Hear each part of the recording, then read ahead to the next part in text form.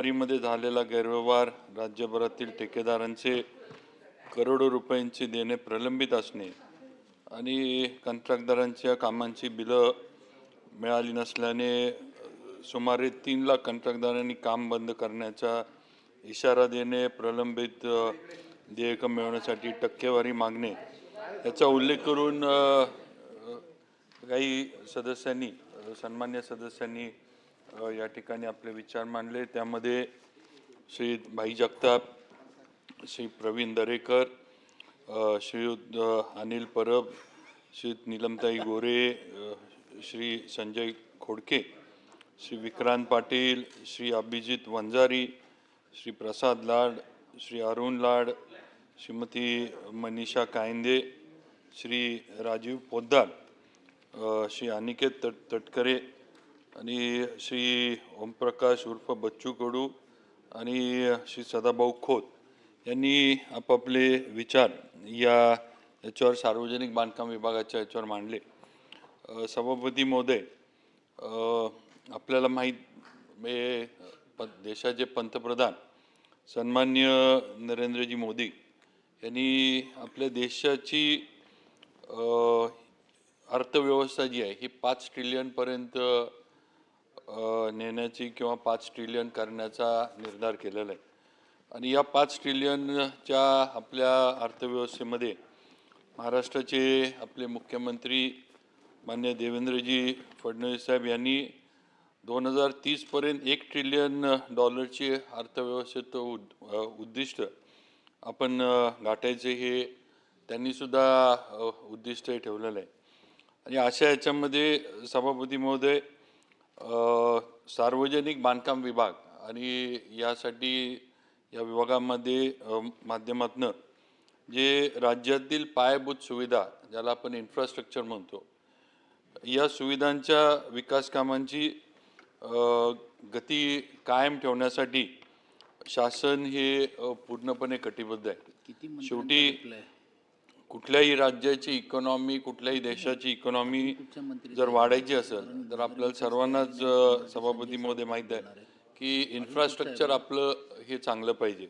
मग रस्ते, railway, airports आणि आपले जे बंदर आहेत हे सुसज्ज आणि काळाच्या यानं असले तर इकॉनॉमीमध्ये भर घालू शकतात। ही खऱ्या अर्थानं इन्फ्रास्ट्रक्चरची गरज किंवा ओळख आहे। आणि अशा याच्यामध्ये सभापती महोदय, बांधकाम विभागाकडनं सार्वजनिक बांधकाम विभागाच्या अखत्यारीत सुमारे 1,09,021 किलोमीटर लांबीच्या रस्त्यांचं विस्तीर्ण जाळं हे आपल्या राज्यामधलं येतं। त्याचबरोबर 12 उपभोक्ता विभागांचे सुद्धा हे कामं ही सार्वजनिक बांधकाम विभाग आपला करत असतो। त्याचबरोबर सभापती महोदय, विजन 2047चं एक आपण भव्य असं हे प्रोजेक्ट म्हणा किंवा एक विजन डॉक्युमेंट आपण तयार केलं। याच्यामध्ये विकसित महाराष्ट्र 2026-47 अंतर्गत महाराष्ट्रामध्ये 6,000 किलोमीटरचे द्रुतगती महामार्गाचे बांधकाम करण्याचे उद्दिष्ट आपण ठेवले। महाराष्ट्र राज्याचे इन्फ्रामॅन म्हणून ज्यांना आपण ओळखतो, माननीय देवेंद्रजी यांच्या दूरदृष्टीतनं हे सगळं नियोजन आपण करत आहे। आणि या याच्यामध्ये सभापती महोदय, राज्यात सध्या 794 किलोमीटरचे जाळे आपले रस्त्यांचे द्रुतगती मार्गांचे आहे। 26-27 पासून दरवर्षी 150 किलोमीटर याप्रमाणे 2030 पर्यंत 6,000 किलोमीटर हे जाळे वाढवण्याचा जो आहे तो नियोजन आपल्या विभागाचं आहे। त्याचबरोबर विभागाच्या अखत्यारीत रस्त्यांपैकी 30% म्हणजे सुमारे 92,000 किलोमीटर रस्त्यांचं कोर नेटवर्कमध्ये रूपांतर करण्याचं नियोजन हे सार्वजनिक बांधकाम विभागानं या ठिकाणी ठेवलेलं आहे। सभापती महोदय, या याच्यामध्ये जे काही प्रामुख्याने सगळ्यांनीच मुद्दे किंवा जे विषय या ठिकाणी मांडले ते म्हणजे सार्वजनिक बांधकाम विभागाच्या थकीत देयकांबद्दल आणि या थकीत देयकांबद्दल हे थोडी माहिती जी सभागृहापुढं आहे, पण परत एकदा मी या निमित्तानं सगळ्यांच्या समोर ठेवू इच्छितो की सभापती महोदय, थकीत जी देयकं सार्वजनिक बांधकाम विभागाची आहेत ती आत्ताच्या याला 17,562 कोटी इतकी आहे. जो चर्चा होताना सभापती महोदय काय होतं की जो स्पिल ओव्हर आहे, या स्पिलचा आकडा धरून थकीत असं थोडं समज होती आहे किंवा संबोधलं जातं आहे. पण सभापती महोदय, जो स्पिल 2024मध्ये 89,668 कोटी होता, तो आज स्पिल जो आहे हा 53,099 कोटीवर हा स्पिल आलेला आहे. आपण सभापती महोदय 17,562 कोटी इतकी आपली देयक आहे.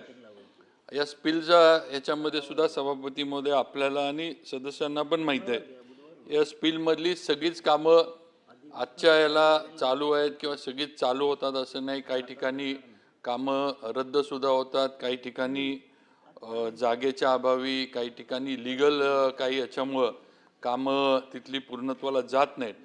त्यामुळं हे सगळं जे आहे हे सगळं थकीत आहे हे जे समजलं जाते किंवा जे केले अशी वस्तुस्थिती नाही आहे. आपली थकीत देयकं मी परत एकदा सभापती महोदय आपल्या माध्यमातून सदनाला सांगू इच्छितो की 17,562 कोटीची आहे. त्यासाठी सुद्धा सभापती महोदय आज आपल्याकडं 18,950 कोटी इतकी तरतूद अर्थसंकल्पित आपण केलेली आहे आणि मागील वर्षाच्या तुलनेत सभापती महोदय ही तरतूद 62% आपल्याला वाढवून विभागाला दिलेली.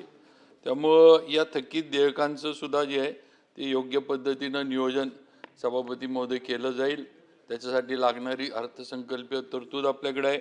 त्याचबरोबर सभापती महोदय, सर्वांनीच जे आपण जे पेमेंट हे करतो त्याच्यावर सगळ्यांनीच थोडा एक उल्लेख केला आणि प्रस्तावात पण आहे की या बाबतीमध्ये पारदर्शकता असणं गरजेचं आहे आणि पारदर्शकता ही आणण्यासाठी आणि जे काही सदस्यांनी उल्लेख केला की बिलं मिळवण्यासाठी टक्केवारी द्यायला लागती वगैरे, तर सभापती महोदय असं कुठलेही हे म्हणजे त्याच्यामधनं काहीतरी मिळावं, काहीतरी मिळालं पाहिजे असलं काही हे नाही. आज आपण ट्रेड्सची यंत्रणा सभापती महोदय ही लागू केलेली आहे. लवकरच त्याला कॅबिनेटनं तर मान्यता दिली आहे. विभाग पुढच्या याच्यावर आता काम करतोय. आपण त्याला लागणारी जे म्हणजे RBIचे जे काही प्लॅटफॉर्म्स आहेत त्यांच्याशी आपण करार केलेत आणि या ट्रेड्सच्या माध्यमातून सभापती महोदय डायरेक्ट जे कॉन्ट्रॅक्टर्स आहेत त्यांच्या अकाउंटला ऑनलाईनच ही सगळी सिस्टम जी आहे ही होणार आहे. आणि सगळ्यात महत्त्वाचं, जे छोटे कॉन्ट्रॅक्टर आणि मोठे कॉन्ट्रॅक्टर ह्याच्यामध्ये जी तुलना होती त्यात ह्याच्यामध्ये जे छोटे कॉन्ट्रॅक्टर आहेत ह्यांना जास्तीचा म्हणजे वापर किंवा फायदा या ट्रेड्सच्या माध्यमातून सभापती महोदय होणार आहे.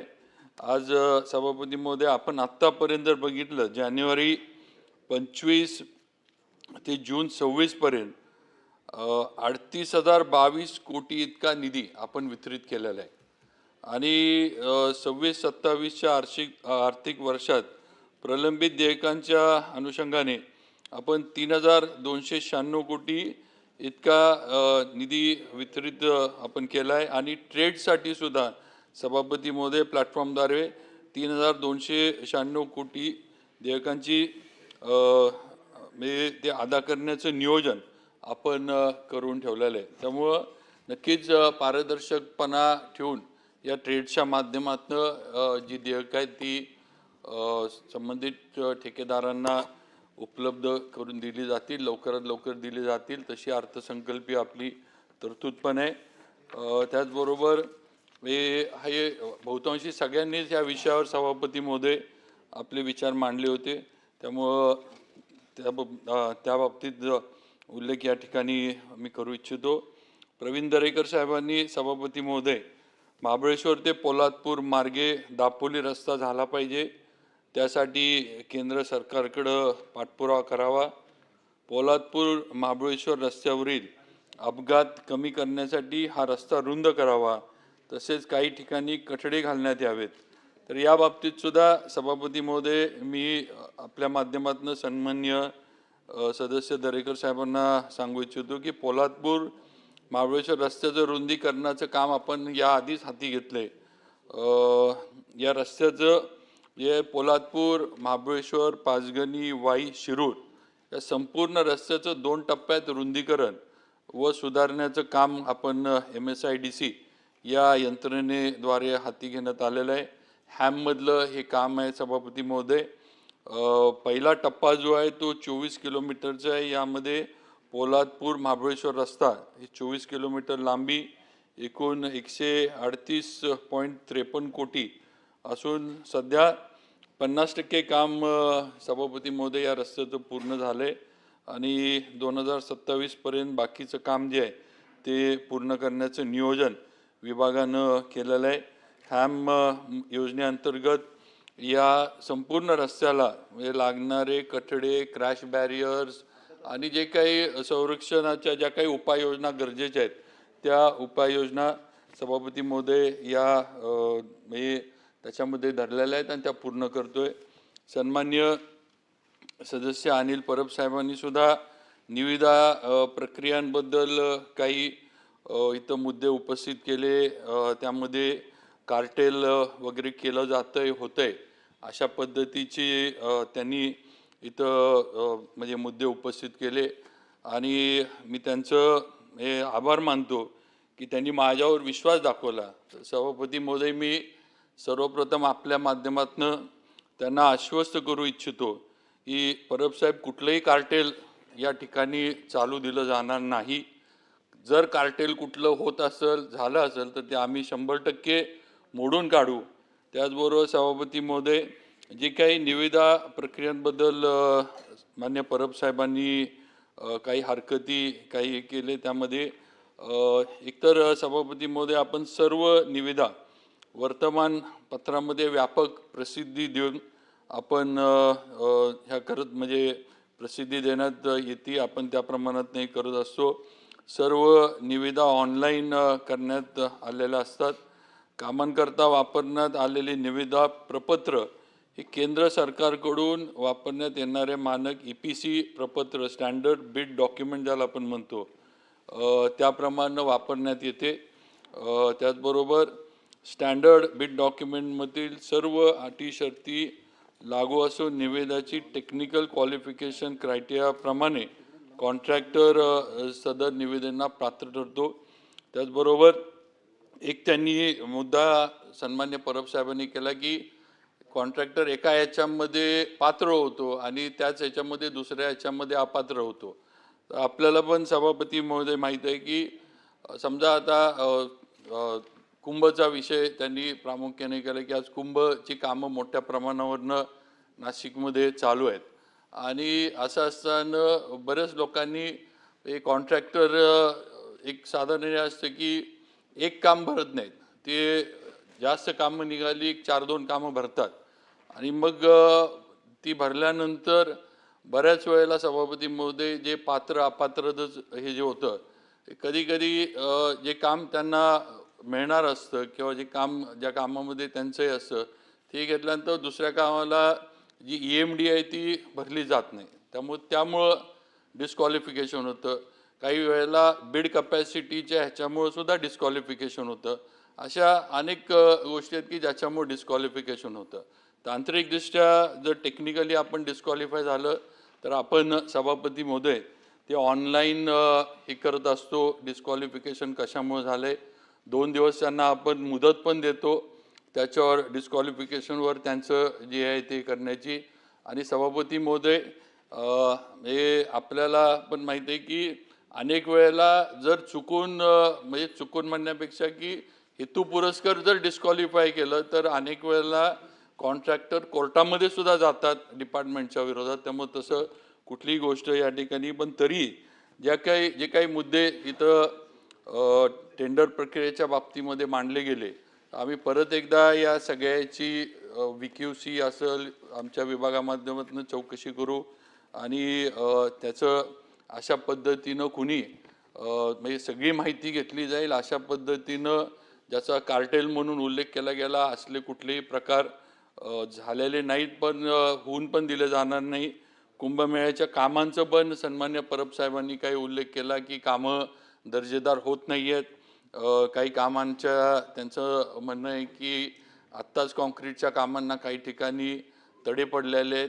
तर कुंभमेळ्यांच्या कामाबद्दल पण सभापती महोदय आपल्या माध्यमातून मी सांगू इच्छितो की यावेळेला कुंभमेळ्यांच्या कामांना आपण 4 स्तरीय क्वालिटी कंट्रोल सिस्टम आपण लावलेली आहे. हे नुसतंच जे VQC आमचं डिपार्टमेंटचं आहे ते नाही, तर यामध्ये सर्व रस्त्यांसाठी स्वतंत्र गुण नियंत्रण एक तर प्रयोगशाळा आपण स्थापित केलेली आहे. त्याच्यानंतर सभापती महोदय दक्षता आपलं सार्वजनिक बांधकाम विभागाचं दक्षता गुणनियंत्रण कक्षाकडून कामांची व तिथल्या मटेरियलची तपासणी केली जाते. त्याच्यानंतर परत सभापती महोदय विभागाने नेमलेले ऑथॉरिटी इंजिनियर तसेच IIT मुंबई यांच्यामार्फत आपण तपासणी करून घेतो आणि परत ही तपासणी झाल्यानंतर परत कुंभमेळा प्राधिकरणानं जे विशेष तज्ज्ञ सल्लागार म्हणजे TUV ही कंपनी त्यांनी नेमली आहे त्यांच्याकडनं पण आपण या कामांचं हे करून घेतो. त्यामुळं ज्याचा उल्लेख सन्मान्य परब साहेबांनी केला की देवाच्या इथला पैसा लुटण्याचं काम होऊ नये. सभापती महोदय मी आपल्या देवाच्या राज्यामध्ये हे होणार पण नाही आणि आम्ही कुणी होऊन पण देणार नाही. देवाभाऊंच्या म्हणजे हे होणार पण नाही आणि आम्ही होऊन पण देणार नाही. शेवटी ज्या घराण्याचा वारसा आज मला आहे ज्याचा उल्लेख सगळ्या बहुतांशी सदस्यांनी केला, हे या नक्कीच सभापती महोदय या घराण्यानं देव देश आणि धर्मासाठी सगळं केलेलं आहे आणि नक्कीच जी अपेक्षा परब साहेबांची आमच्याकडनं आहे विभागाकडनं आहे ती आम्ही आणि पुढचा कुंभ येईल त्यावेळेला कुंभची कामं नीट झालीत का नाही, दर्जेदार झालीत का नाही हे बघण्यासाठी मला 100% खात्री आहे की परब साहेब पण इथं असणार, मी पण इथं असणार. त्यामुळे त्यावेळेला हे काय म्हणायचं जे असेल ते ह्याचं नक्कीच कामाचा दर्जा हा आपल्याला येईल. त्यामुळं त्याच्यामध्ये आम्ही पूर्ण सन्मान्य आपल्या विभागाकडनं जे आहे ते दर्जाच्या बाबतीत आणि टेंडरिंगच्या बाबतीत हा जी काही दक्षता जी काही उपाययोजना करणं गरजेचं आहे ते केलं जाईल. श्रीमती नीलम गोरेताईंनी पण काही इथं मुद्दे मांडले त्यांच्या ह्याच्यात.